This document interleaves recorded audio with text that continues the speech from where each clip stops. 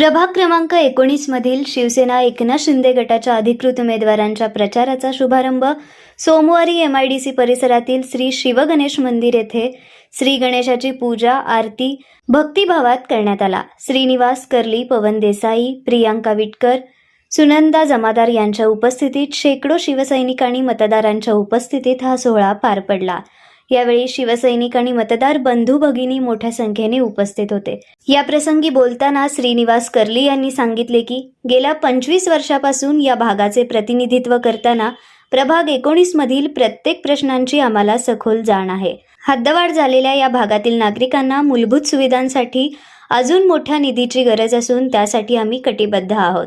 मतदारांचा कौल आम्हालाच मिळत असून खोटी आश्वासने देणाऱ्या प्रस्थापित उमेदवारांचा या निवडणुकीत दारुण पराभव होईल असा ठाम विश्वास चारही उमेदवारांनी व्यक्त केला। विरळ वस्तीतील रस्ते, ड्रेनेज, पाणी, वीज आणि उद्यानाच्या समस्या प्राधान्याने सोडवण्यासाठी आम्हाला संधी द्या। ही संधी आम्ही नक्कीच सोन्यात बदलेन अशी ग्वाही उमेदवार पवन देसाई यांनी दिली। आज शिवसेना धनुष्यबाण या ठिकाणी प्रचाराला शिवगणेश मंदिरापासून आज प्रचाराचा नारळ फोडून आज या ठिकाणी आम्ही प्रचाराला सुरुवात करत आहे आणि आमच्या सोबत जमादार ताई, विटकर ताई आणि पवन देसाई असे आम्ही चारही उमेदवार एकत्र येऊन आज सगळ्या मंदिरांचे दर्शन घेऊन आम्ही पुन्हा ज्यांच्या त्यांच्या भागात त्या भागात होम टू होम करायला सुरुवात करत आहोत आणि आज प्रचाराचा नारळ फुटला असं म्हणायला काय हरकत नाही।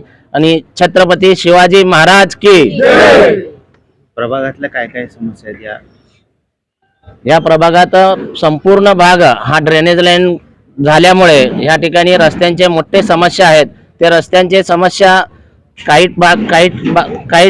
प्रमाणात झालेले आहेत, पण अनेक कामं या ठिकाणी पेंडिंग आहेत। पण रस्ते पूर्ण व्हायला पाहिजे होते, ते अर्धा रस्ते झालेले आहेत। अनेक वर्ष मी या ठिकाणी नगरसेवक होतो। ड्रेनेज लाईनच्या कामासाठी हिरिरीनं भाग घेऊन या ठिकाणी ड्रेनेज लाईन मंजूर करून घेतला आणि स्मार्ट सिटीच्या जो ट्रस्ट होती त्या स्मार्ट सिटीच्या ह्याच्यात मी पदाधिकारी असल्यामुळे सदस्य होतो आणि त्या स्मार्ट सिटीच्या माध्यमातून LED लाईट वगैरे या ठिकाणी आणि स्मार्ट सिटीकडनं जे काही फायदा करून घेता येईल ते सगळे फायदा आम्ही करून घेतलो। आणि टँकर मुक्तीचा योजना या ठिकाणी मोठ्या प्रमाणात 15 कोटी रुपये केंद्र सरकारचे आले होते।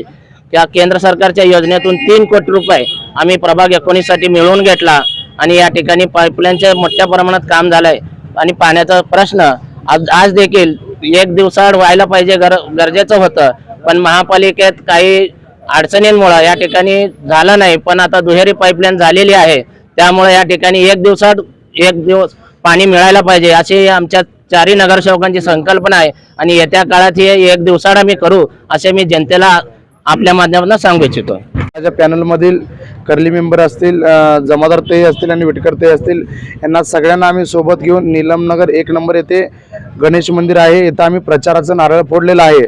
आज आम्ही या भागातले प्रमुख देवदेवतांचे आशीर्वाद घेऊन ते उमेदवार प्रत्येकांच्या भागात जाऊन डोर टू डोर आम्ही प्रचार करणार आहे। काय जनतेला आम्ही प्रामाणिक हात जोडून विनंती आहे, मागील काही बघत न बसण्यापेक्षा पुढचं भविष्याचं काय सुधारणा करता येईल त्याकडे बघू। एक नवीन संजीवनी आपल्या नीलमनगरला मिळालेला आहे। 100% यावेळेस बदल घडला पाहिजे असं मला वाटतं।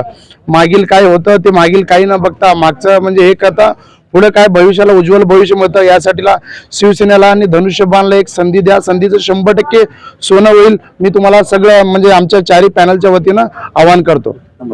धनुष्यबाणाला मतदान करा। माझं नाव प्रियांका शरद विटकर आहे, शिवसेनेकडून उभे राहिलेले आहे। धनुष्यबाणाला तेवढं मतदान करा।